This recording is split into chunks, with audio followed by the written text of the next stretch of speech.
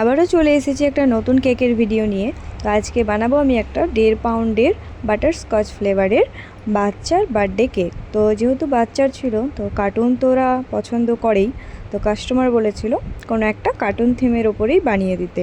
তো আমি এটা বানিয়েছিলাম ছোটা ভীমের থিম করে একটা কেক। তো চলো পরপর আমরা কেকটা দেখি কেমন করে বানাচ্ছি। প্রথমেই আমি একটা স্পঞ্জ নিয়েছি, বাটারস্কচ ফ্লেভার যেহেতু তো আমি ভ্যানিলা স্পঞ্জ নিয়েছি। এবার এটা ছিল একটা 1 পাউন্ডের স্পঞ্জ, আমি 3টে লেয়ারে ভাগ করে নেব।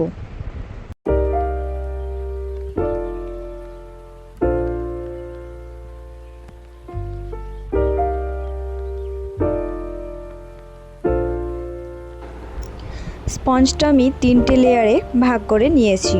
স্পঞ্জটা দেখো কত সুন্দর সফট, আর এটা তো এগলেস কেক তোমরা জানোই। তো আমি 3টে লেয়ারে ভাগ করে নিয়েছি। এরপর নিয়েছি আমি একটা 1/2 পাউন্ডের বেস, তো এটাও আমি 3টে লেয়ারেই ভাগ করে নেব। হাইটেড বেস ছিল তো 3টে লেয়ার হয়ে যাবে, এটাও আমি 3টে লেয়ারেই ভাগ করে নিচ্ছি। That's why I don't worry about the things that I don't see, yeah. These days I don't worry about much. I think we should have some more fun. I still dream about the days when we were young. I'll take a hit and still finish in one, yeah, yeah. Oh, oh, oh, oh. Memory lane isn't that too far. এই স্পঞ্জটাও আমার 3টে লেয়ারে ভাগ করা হয়ে গেছে। এবার আমি কাজ শুরু করি। তো প্রথমে আমি 1 পাউন্ডের বেসটা নিয়েছি। এরপর কিছুটা বাটারস্কচের স্কোয়াশে জল মিশিয়ে সিরাপ তৈরি করে নিয়েছি, আর সেটা খুব ভালোভাবে স্পঞ্জটা সোক করে নেব। সোক করা হয়ে গেলে আমি ক্রিম দিয়ে লেয়ারিং করব, আর তার উপরে আবার বাটারস্কচের স্কোয়াশ দিয়ে দেবো যাতে টেস্টটা একটু বেটার আসে। তো চলো পরপর কাজগুলো আমরা করে নিই। সিরাপ দিয়ে সোক করার পর ক্রিম দিয়ে আর বাটারস্কচের স্কোয়াশ দিয়ে লেয়ারিংগুলো পরপর ঠিক এইভাবেই করে নেব।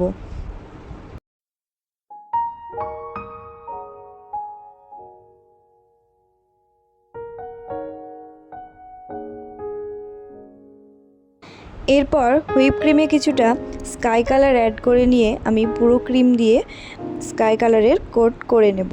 তারপর কিছুটা সময় সেই কেকটা ফ্রিজে রাখার পর আমি 1/2 পাউন্ডের কেকটা শুরু করব। এই কেকটাও সেমভাবেই আমি লেয়ারিং করে তারপর স্কাই কালারের ক্রিম দিয়ে কোট করে ফ্রিজে রেখে দেব। এরপর 1 পাউন্ডের কেকের ওপর এই 1/2 পাউন্ডের পুচকি কেকটা স্ট্যাক করে দেব। স্ট্যাক করা হয়ে গেলে আমি ছোটা ভীমের যে পেপার টপারগুলো আছে সেগুলো অ্যাড করব, আর কিছুটা নজল ওয়ার্ক করে দেব। তাহলেই হয়ে যাবে আজকের কেকটা কমপ্লিট।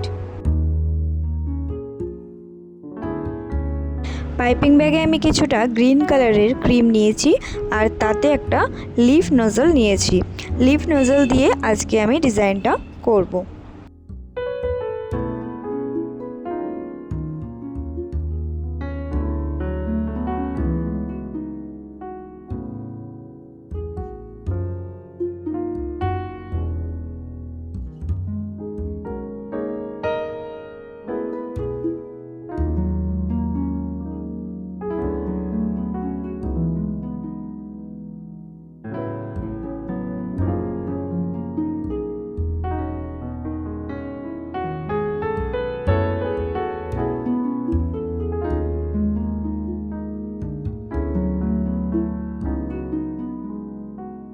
নজল ওয়ার্ক হয়ে যাওয়ার পর আমি এবার নিয়েছি ছোটা ভীমের একটা পেপার টপার।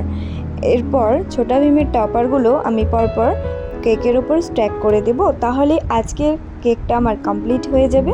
আর তোমরা দেখে জানাও কেমন হয়েছে। ভালো লাগলে চ্যানেলটা অবশ্যই সাবস্ক্রাইব করে দেবে যাতে আরও নতুন নতুন ভিডিও দেখতে পারো। ইয়েলো কালারের আমি কিছুটা ফান্ডেন্ট ফ্লাওয়ার দিয়ে ওপরটা ডেকোরেশন করে দিয়েছি। সো আজকের কেকটা কমপ্লিট হয়ে গেছে।